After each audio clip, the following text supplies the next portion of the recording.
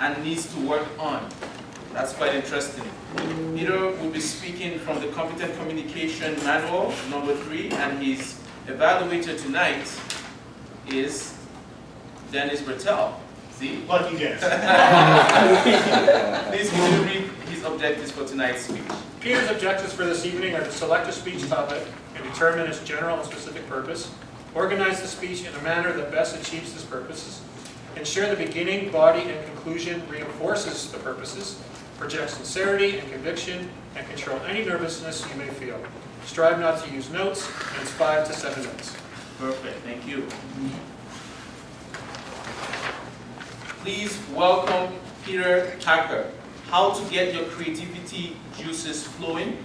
How to get your creativity juices flowing, Peter Tucker.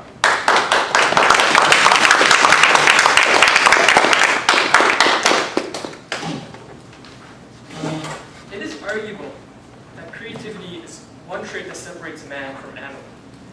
Coincidentally, creativity is something that everyone yearns for both their professional and creative lives. But not everyone can channel creativity at their discretion. Let's start from the beginning.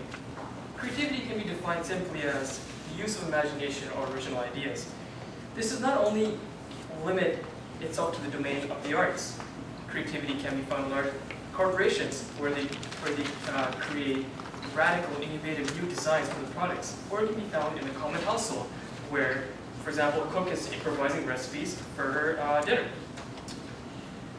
Creativity is hard to grasp, but everyone has the ability to use creativity if and only if they develop it. A big part of developing it is learning how to adjust your mindset from its normal routine. Here are 3 simple ways, or they say it's simple, of achieving or at least being on the right path towards having your creativity flourish wherever you want it. Firstly, one thing that researchers have noticed is that especially creative people tend to reconceptualize problems more often than less creative counterparts. That means, instead of thinking of cut and dry goals to certain situations, they sit back and examine the problem in different ways before beginning to work. For example, if you find yourself stagnating on a problem, for example, what subject am I going to take for my speech? You can reconceptualize it to another way. You can say, what sort of piece do you want to inform my audience about that will show my passion, but also keep them entertained? Better way to get that speech written, right? Secondly, abstain yourself from doing the same routine in certain activities throughout the day. Research shows an insidious problem that many people often take the path of least mental resistance, building on ideas that they already have, or they're using every single piece of resource that they have. The thing is, research also suggests that placing self-imposed limitations can boost creativity because it forces even creative people to work harder. And that's why maybe you hear some people going crazy. For example, Leonardo da Vinci. He bit off someone's ear, but that doesn't diminish his creativity. And one of the most famous examples is Dr. Seuss. And for those of you that don't know, he writes many famous children's books. And there's a book called The Green Eggs and Ham. And that was only written because he was bet by his editor that he can only use 50 different words. So if he used the word green, that was the only time he could use it. And that's arguably one of his most famous works. And I read that almost every week. That's how good it is. But I'm no writer. But think about it. If you were supposed to write, if you have an essay for 800 words, but you have to hack it down to 500 words, you have to be pretty creative to do that. So basically, try limiting your work in many ways so that you can see the benefit of your brain coming up with creative solutions to finish a project around the parameters you have set.